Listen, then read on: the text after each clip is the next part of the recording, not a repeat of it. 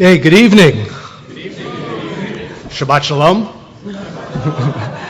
Welcome to all of our friends in recovery. I'm Mike, and I'm a very grateful recovering sexaholic. It's a great honor and really a privilege to stand in front of this incredible room for this course of convention. When we were asked to speak, Sherry turned to me and said, "I wonder who canceled." We weren't at the meeting that they decided to pick us as speakers.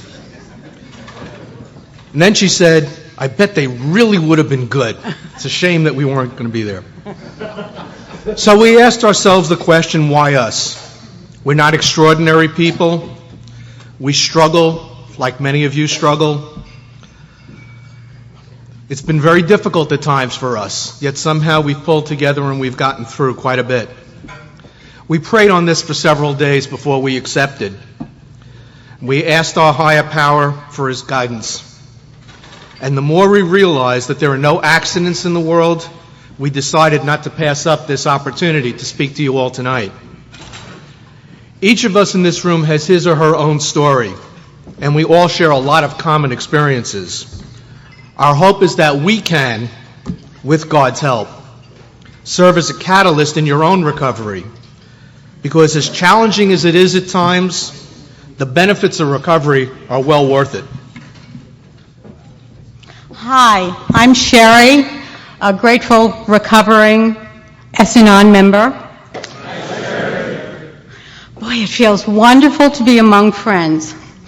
I'd like to talk a little bit about our journey. And it's been a long and arduous one. And I hope it creates understanding and not assign blame to anybody.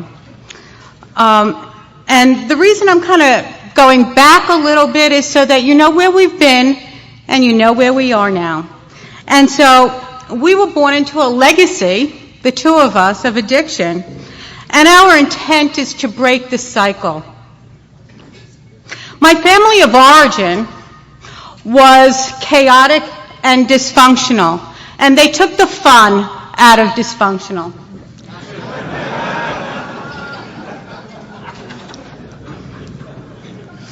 And when I was the youngest of three children, my two siblings were considerably older, so I got the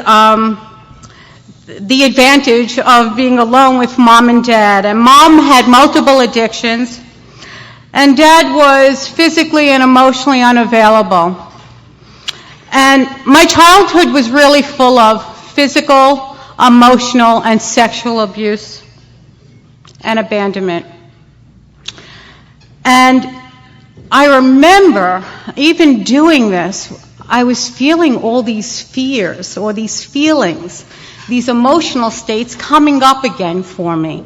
And fear just started to resonate again for me. My parents had a very interesting dynamic when they had a conflict.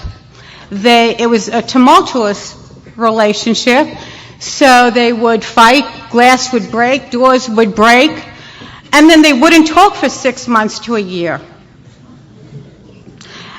And it was my job to mediate that, to be the triangle. You tell your father this, you tell your mother this, you tell your father this, you tell your mother this. And the other part of that was my mother was a rageaholic, and one of the things was when she was angry at my father, I was little enough to catch the brunt of it. And, and so the outcome of that was to be invisible. Invisible. The more I melded into the woodwork, the less I was in harm's way. And I had no voice as well. So the three rules of my house while growing up was you don't tell, you don't put your dirty laundry out, you don't trust because it's a dangerous world. I didn't realize that the major danger was where I was at in the house. And you don't feel, because if you feel, then I'll give you something to cry about. So there were no boundaries. They were blurred at best. And what had happened was I became the surrogate wife to my father. And that took the role of being the caretaker. And there's a little story that I'll relay to you. I grew up in Brooklyn, and it was a row houses, if you will, small homes. And of course, my parents had a kitchen where there was a pile of bills. And the stack was big. I mean, it was quite big. And in fact, when you walk by it, it was like 52 pickup. You know, it was really like 52 pickup. So my job was to tell my father to pay the bill, all the bills. And he didn't get paid. And I remember I was about 8 years old, and I remember spending an entire winter in 2 winter coats and 2 blankets in my home, because it was my responsibility that that bill was not paid. And that was just one of the stories that I can, doing this, there was just a flood of stuff coming back for me. Mom also denied my reality. And that kind of lasted into my adulthood. I was kept home from school because I had bruises. And what she told me was, no, you're sick. You have a sore throat. You're sick. And if someone tells you something long enough, there's enough self-doubt about that you begin to believe the lie. And you begin to doubt yourself. So one of the things I did in my life was to develop a really rich fantasy life. I was of the era of black and white TV when it first came out there. And Ozzie and Harriet and Leave It to Beaver and Father Knows Best they were the pop culture icons of the time. And I saw all these perfect families. And mine was certainly short of that, way short of that. And I remember coming home and not knowing where my mom was, or my dad certainly wasn't there. And I remember putting 2 cookies and a glass of milk on a table and thinking, wow, wasn't that nice? Mom prepared that for me. So this kind of led to the belief that I wanted to be rescued by my knight and live happily ever after. I started to believe in fairy tales, and I was waiting for someone to come and chase my fears away and my loneliness. I was a latchkey kid starting at the age of 3. Grew up in Manhattan, and my parents were both extreme workaholics. And their philosophy was that the way to bring me up to be a good adult was that I should be independent as early as possible. So from the age of 3 on, I got up in the morning after they left for work, got myself cleaned up, and walked 4 or 5 blocks to school in New York City, crossing major streets by myself. On weekends when they worked, I would take the subway from Manhattan into Brooklyn. 3 years old, 4 years old, walked right under the turnstile. Never had to put a quokka in. It was great. Some people say I can still do that because I'm not very tall. One of the things, because my neighborhood was such a dangerous neighborhood in those days, there were gang wars, there were shootings on a pretty regular basis, is my parents taught me is never show or express fear about anything. Because if you show or express fear, people will know you're afraid and you will become the victim that you're afraid to become. So never show fear. Don't ever admit to fear. They also told me never show emotion of any kind and never cry. And a classic example of this in my family was when my grandmother died, and we're all at the funeral, and my aunt, who was my mother's older sister, started to cry, and my mother turned to me and said, "Look how incredibly weak she is. She can't control her emotions. Don't you ever be like that." And that's how I was brought up. Don't have emotions, don't cry. In fact, when I was 3 years old, and I can remember it to this day, it was my 3rd birthday. And my father spent a good 15 minutes taunting me to make me cry so that he could capture it in a picture. And he didn't stop. It actually seemed to take some glee in it until I did cry. And that was the last time I have cried in my life. And I have had plenty of things in my life to cry about. And hopefully one day I can break through that again. I didn't know it at the time, but my father was a sexaholic. I don't know what he did, but he had a huge stash of pornography in the house. And like all good sexaholics, he hid it really well. It was on the floor of the closet in my bedroom.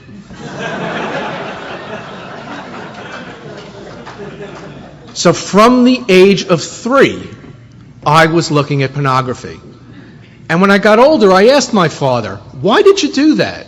Because he started to do the same thing with my own children and actually bring out magazines for them to look at when they were 4 and 5 years old. And I stopped him. And he said, "Well, my philosophy is that if you look at pornography at a young age, you will never turn out to be gay." And see, I was right.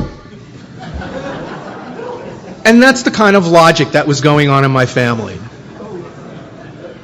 My mother was totally emotionally unavailable. We never bonded, mother-child. I was an only child, so kind of thought it was unusual that she couldn't even love me. It was very strange, and it wasn't until I got into this program that I realized she was just reacting to my father's sexaholism. This was the only way she could protect herself, was to wall herself off. And unfortunately, I got caught on the wrong side of that wall. Like Sherry's family, there were very distinct messages that we had. The first one was that I'm totally inadequate. I'm never good enough. If I came home from school with a 98 on a report card, my mother would say, "Did anybody in the class get higher than 98? And if nobody in the class did, she would say, "Well, when your cousin took that class 3 years ago, he got a 99. So what's wrong with you?" Again, I was also told how unlovable I was. My mother constantly repeated the story, and she even told it to Sherry when we were first going together, that as a baby, I wouldn't allow her to hug me or hold me. Now, I have 3 kids, and I have 3 grandchildren. I have never come across a baby that doesn't want to be held and hugged. The only time my father hugged me was probably I was about 45, and he came over to me and he gave me a hug, and then he stood back and he goes, "I read that I should do that in Reader's Digest. I wondered what it was like." Last time. And the last message was that I'm unworthy. My only purpose in life was to work and to earn money. So from the age of 4, they had me working in their store part-time, and by the age of 12, I was working full-time after school. So I would put in a full day of school, and then I would do a full-time job after that. And again, like Sherry's house, we also had 3 rules. The other one was don't tell, that lies protect you. I had a 3rd grade teacher who asked me one day if I had breakfast in the morning, and I said no. And she asked me the next day, "Did you have breakfast again?" And I said no. She goes, "Do you ever have breakfast in the morning?" And I said no. Well, the next thing I knew, my mother gets called to school and has a parent-teacher conference. My mother came home that evening and literally beat the bejesus out of me because I had told a family secret that she left the house in the morning before I left for school and never prepared breakfast for me. So I was told, you have to lie to protect yourself. Again, we talked about not showing emotion, always maintaining control. I guess the positive side of that was I stayed away from drugs and alcohol because that would make you lose control. And the other thing was don't care about other people, that your own survival is more important than anything else. When I was about 13, I had gotten a volunteer award. The Y in New York gave me an award. I was one of the youngest people to receive it. 1,000 hours of volunteer work in 1 year. And they had a big dinner, and I was invited, and my parents didn't come. And they didn't come because my mother turned to me and said, "That's 1,000 hours you could have been earning money. Instead, you wasted it helping people." So these were the messages that I grew up with. Unlike Sherry's house, my parents never fought. I never saw them fight even once. And we used to joke, there was a song on a record that came out, I don't know how many of you remember Mad Magazine. They had a record called "She Lets Me Watch Her Mom and Pop Fight." And I used to listen to that all the time because that was going to Sherry's house. Her parents could have been on TV, extreme wrestling, whatever you want to call it. It was amazing. And the last part of that was I was told, and this was the only time I sat with my parents was at dinner that I had made for them, was that children should be seen and not heard. So again, no way to communicate with my parents whatsoever. So, Mike and I are 15 and 17 respectively, and we meet at a carte mahjong event. At 15, my girlfriend and I had started the first Young Adults Against Muscular Dystrophy in the country. And so Michael showed up, and it was wild. It was two wounded souls coming together. And it was pretty amazing because here we were, physically, emotionally, spiritually bankrupt. And what did we think? We thought, wow, we could fill gaps. We were so different, and yet we thought, wow, we could fill gaps. And, we used to identify each other as the better half. And then one day I sat and I said, you know what, Michael? With human beings, half of a person plus half of a person isn't a whole person. It's like nothing. And anyway, we decided to get married, and I was 18 when we got married. He was 20. We were finishing up college. We had 6 more months to do that. And, oh, by the way, we are married 35 years. Thank you. And, yeah, that is an accomplishment. They're doing the math now, figuring out how old we are. And so we got married, and we were really running away from things more than running to things. But what was the thing that we kept saying? We can do it better. We can do it better than where we came from. So we were going to have this wonderful marriage. We were going to be wonderful parents. And, of course, all the messages were from what we had previously. So here we go, and in the beginning, big disconnect in the marriage from the beginning. Didn't discuss our feelings. No real issues were really ever discussed. Pretty quickly started to have children. Michael did a lot of travel for his business, and we were distracted, and we fought about the home, about the children, about money, about family, about work, about friends. And then the addictions started to fill voids. And I engaged in any behavior that could be compulsive. From food, to drugs, to alcohol, to sex, to shopping. Shopping was a special one. I called it retail therapy.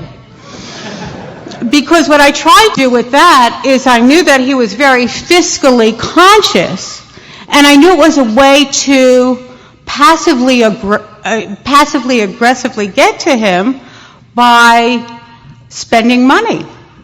So, of course, the resentment and the anger came in Mike became a severe severe workaholic and not available. And we lacked intimacy. And the best way I can say it is now we know what that is, so now I know what we didn't have. And you can truly leave a marriage emotionally and still show up physically for it. And that was the thing that we saw happen to us in our own marriage. And then I hit bottom. I had a very, very successful career for 30 years. I was a leader in my field. I had been president of 2 companies. I was called a turnaround specialist. I would come into a company that was failing and within a year or 2 turn it around and make it profitable. It was very much in demand, but again, I was a workaholic. And one day in a company that I had just joined, I was there maybe about a year, with full knowledge of computers and how they work and what people can do with computers. They came to me one day and they said, we were doing some checking on the internet and we found out that you've been on internet sites that you shouldn't be going to for a good 8 to 10 hours a day. And they fired me instantly. And while they were telling me this, somebody else was packing up my office. And within 10 minutes, I was escorted out of the building. I was devastated. I had never felt so much shame in my life. And I had my 2-hour commute home. And I'm driving home, not too quickly, because it's still in the morning and I know Sherry's not home yet. And I'm saying, what should I do? And my first instinct was, I'll lie. I'll tell her that the company had a bad year and they had to lay people off, and because I'm a senior person, I'm on the high pay scale, they have to let me go. And I'm driving home and I'm thinking about that, and the more I'm driving, the more I'm realizing how totally powerless I was over this addiction.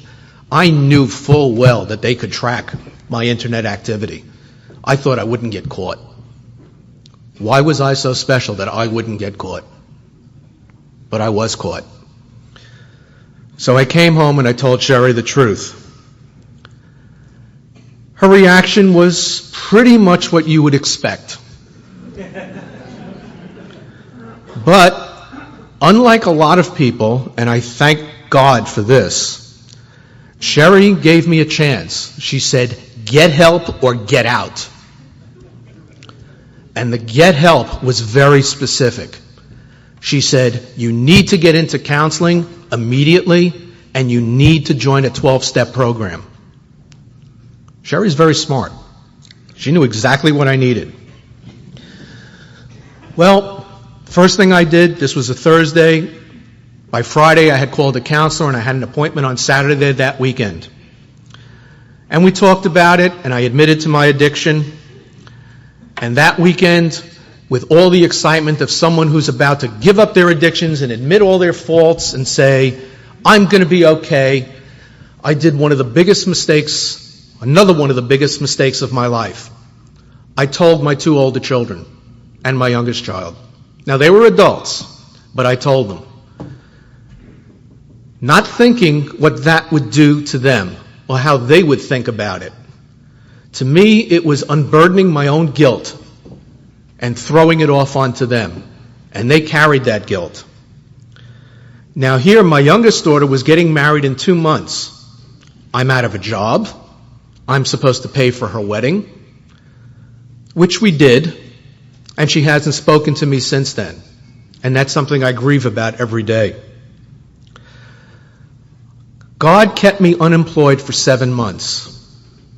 And I say God kept me unemployed because I had 7 months that every day I went to a meeting. We're not talking 90-90. We're talking every day for 7 months. I had to leave my profession and go into a whole new field. I took a huge salary cut, but it was okay, other than the fact we had to put our house up for sale because we couldn't afford to live there anymore. And our marriage was very, very precarious. I didn't know if we were going to make it or not. But I did get help. And I remember my very first essay meeting, and there are some people in this room who are laughing. I went to Morris Plains, and I was petrified to get out of the car, but I did. And I went upstairs and I sat down, and here I am, someone who had no friends, someone who never knew how to talk to people, and I'm supposed to bare my soul in front of all these strangers. And God played another joke on me. I was the only one in the room.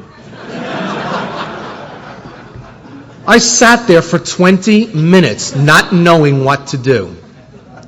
And finally somebody walked in. And I don't think he's here tonight. Probably be here tomorrow. And he started to tell me his story. And I began to feel, yeah, I think I can talk to this person. And we talked for another 20 minutes, and somebody else showed up in the room. Strangely enough, that happened to be Stephen. And Stephen was doing his routine check of a meeting for Intergroup, and just happened to show up just to see how the meeting was going. And Stephen started to tell me about SA and what the program did for him. And he said, I think you should go to the Dover meeting on Monday night and look for this guy Leon, because I think the two of you might be good together. Well, that's exactly what I did. And Leon gave me all the tools of the program that I needed. Gave me literature, he taught me how to call people, he got me into the whole step work program, he got me into the Watchung work step workshops. Just unbelievable sponsor. Unbelievable. Sponsored to this very day, and I love him with everything in me, because he has saved my life. And I know he is keeping our marriage together. And I am eternally grateful to him for that. He taught me how to develop friends. My friends right now are all in the program, and I see a lot of you out there. And believe me, I care for every one of you, because I know that you have shown up for me. I also started a spiritual quest, because I had no spirit.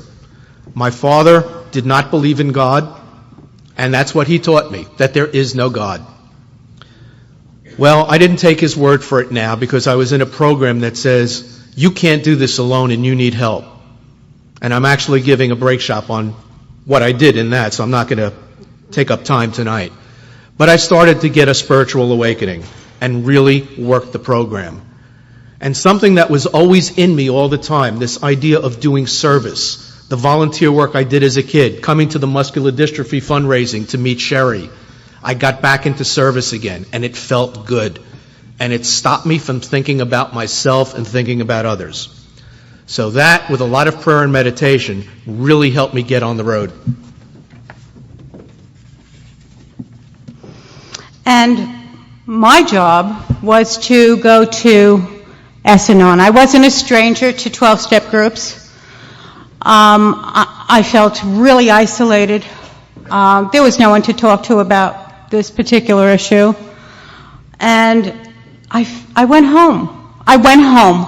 When I went into the room, I went home. And I was so welcomed. And it felt so good to be able to talk to people who shared similar experience, strength, and hope. I recognized that we needed to focus on our own recovery. That was really key in the success of our recoveries and also in our marriage. And we also went to couples recovery groups. And one of the major things that I learned was that it was important to engage in self-care, that it's about self-preservation. It's not a selfish act. It's not a selfish act. It's about taking care of yourself. And we made a decision to turn to my higher power, to seek guidance, and turn my life over to the care of God as I understood Him. One of the things that actually happened was that my fear was now turning into faith. My fear was now turning into faith. And I heard somewhere that if you truly believed that God walks with you every day, every moment, You will never feel fear again. And it's really a motto that I try to stick with and adhere to. I was kind of challenged a little bit from the beginning, the notion of being powerless over sexaholism. Here I was for such a long time trying to fix him and cure him and control his behavior. And of course, I neglected my own. You know, we talk about the list sometimes in our groups, and that we're on the bottom of the list. I never made the list. I'm on somebody else's list. I was never on my own list. And so it was really an important piece for me just to understand that. I surrendered to God, and I found a new freedom. I also found the paradox in the powerlessness over sexaholism, and yet all of a sudden I was beginning to feel empowered as an individual. My inner power, if you will. I am responsible and accountable for my own thoughts and actions. End of story. End of story. And I am free to make healthy choices. I didn't know, as a victim, you don't know that you have choices in the world. And here it is. I found that out. Oh, and sometimes I think, much to Michael's chagrin, I found my voice. And I'm not invisible anymore. Short in stature, but not invisible. And Mike no longer needed to fill the void where my higher power now exists. So, the other piece about this was having compassion for others and myself. And for me, compassion, doling it out to other people, was certainly easier. It's something that I do personally, professionally, and it was something that I could do for my husband. But to have compassion for myself through this process and to be gentle and kind with myself was a real challenge.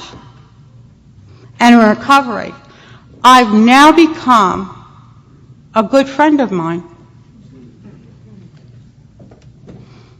I gave to everybody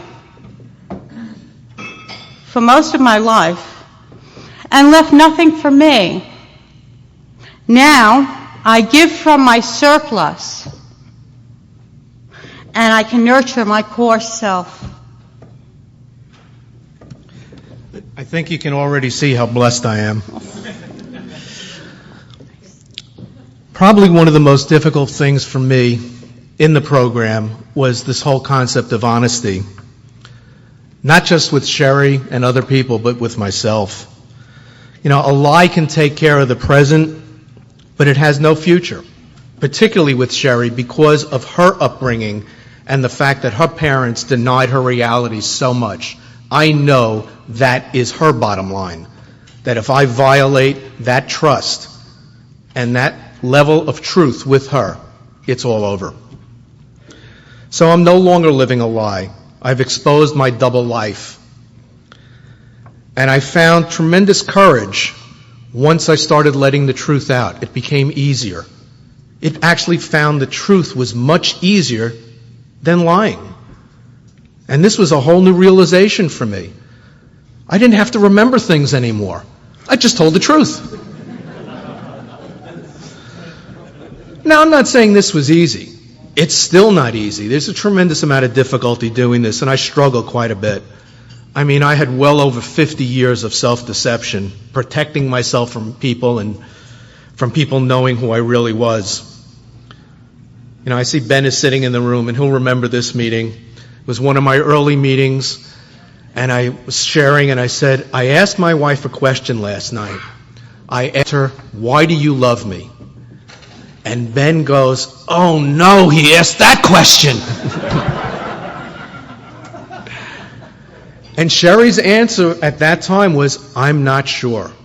And I don't think anything scared me as much in my entire life. I was starting to see and feel real fear. So I needed that courage. But I also learned that to be truthful, you also have to do it with sensitivity. What I had done with my children and being truthful was not sensitive. I was not thinking of them, I was thinking of myself. I was thinking of unburdening my own guilt, and that was a huge mistake. I should have read the White Book before I spoke to them, because it's right in there. In fact, almost everything I need is right in that White Book. Courage has actually been transforming my life. I'm very willing to be open in meetings. I talk about things that are very uncomfortable. I'm very frank about things. And I find that sometimes after I share something, people in the room say, you know, I always had that same problem, but I was afraid to bring it up in the rooms. And I was always afraid to bring that out, and people would know that about me. So it's helping me, but it's also helping other people. And that's really the core of me. I want to help other people, because that helps me get better. And changing all these old patterns is helping me get better. There's no question about it. And one of the things that I learned in this program was about forgiveness. And when you forgive, you're no longer a victim. And that was really, really important. It healed a lot of wounds. It healed a lot of wounds. And it's the gift you give yourself. It's not about forgetting. I haven't had amnesia recently. It's about alleviating some of the hurt, the pain, the resentments that really hurt you in the process. It's about letting go of the past, because you can't change what happened. For me, my understanding of it, and understanding, and this is really key, that people do the very best they can with what they know at a particular point in time. And when they know better, they can do better. And in my own recovery and faith in God, I'm able to forgive and love my parents again. I remember sitting in a room, one of my own S-Anon rooms, and saying that I really felt it. And that's all that was left, was about forgiveness and love. And also, I pray that our own children one day will forgive us as well. And I have such gratitude for the rooms and for my faith, and knowing that this is all part of God's plan for us. This is God's plan. This was the journey. This is part of the journey. God willing, it's not over. But this is part of the journey. And so, just to relay a little story about our house sale. We sold our house last summer. Big house. And we moved all the furniture out. And we are now, the day before the closing, the deal fell through. And we are now sitting in a very large house with no furniture. And I said, you know what? I think God had a plan. He wanted us to be unencumbered and to keep it simple. We keep it simple. And in fact, we were talking about bringing the furniture back. And I said, I don't think I want to be encumbered with all of that. But it would not be nice to have a chair.